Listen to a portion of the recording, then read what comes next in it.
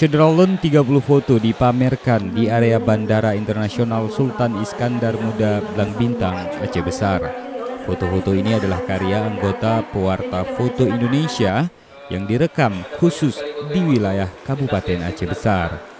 Pameran bertema Bingkai Pesona Aceh Besar ini akan berlangsung hingga 14 Desember 2017, sekaligus sebagai agenda mendukung pelaksanaan Sel Sabang 2017.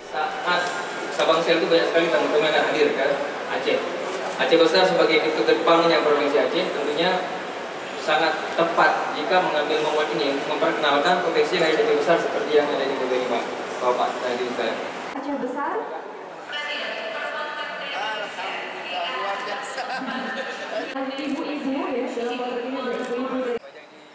Kehadiran frame-frame foto ini juga diharapkan menjadi salah satu upaya dalam mempromosikan potensi wisata di Aceh Besar. Terlebih Syederalun, Bandara Internasional Iskandar Muda Blang Bintang merupakan salah satu pintu masuk bagi wisatawan ke Aceh. Dari Blang Bintang, Reza Munawir, Serambion TV.